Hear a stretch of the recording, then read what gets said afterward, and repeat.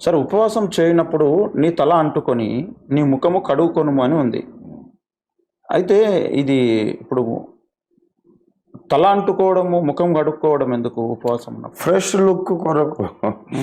అంటే ఇప్పుడు ఉపవాసం అంటే భోజనం మానేస్తాము, ఉమ్, ఇక మనం ఏదో కష్టపడిపోతున్నాము, చాలా కఠోరంగా దీక్ష పూని మన దేహాన్ని మనం కృషింపజేసుకొని ఏదో మనం కష్టాలు పడిపోయి భక్తి సాధన చేస్తున్నామని బిల్డప్ ఇచ్చుకోవడానికి అందరి ముందు సమాజం ఎదుట నేనేదో చాలా కష్టపడి భక్తి సాధన చేస్తున్నా అనే పిక్చర్ ఇవ్వడానికి కొంతమంది ముఖాన్ని దీనంగా పెట్టి చాలా బాధపడుతున్నట్టు తలదూకోకుండా, ఏంటండి ఆయన అలా రోగిష్ఠునిలాగా అయ్యాడంటే ఆయన 40 రోజులు ఉపవాసం ప్రతిష్ఠించుకున్నాడండి, ఎప్పుడు అదే పని ఆయనకి, ఎక్కువ ఉపవాస దీక్ష చేస్తారని లోకం చెప్పుకోవాలని కొంతమంది మనుషుల కొరకు వాళ్ళు విషాదంగా కనబడే ప్రయత్నం చేస్తారు ఉపవాసం ఉండేవాళ్ళు.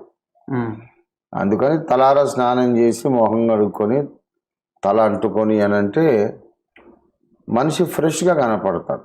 సార్, మనం దేవుని కొరకు ఏదన్నా త్యాగం చేసినప్పుడు అది సమాజానికి తెలియాలి అని తాపత్రయపడకూడదు, అది పాఠం. ఓకే. సమాజం చూడడం కొరకు మనం భక్తి చేయకూడదు. సమాజం చూసి మనల్ని గొప్పవాళ్ళుగా ఎంచడం కొరకు భక్తి చేయకూడదు. మన భక్తి దేవుడు చూస్తాడు, దేవుడు బహుమానం ఇస్తాడు, సమాజం యొక్క మెప్పు మనకెందుకు? అలాంటి మనస్తత్వం ఉండాలి, అది ప్రభు నేర్పిస్తున్నారు. ఓకే.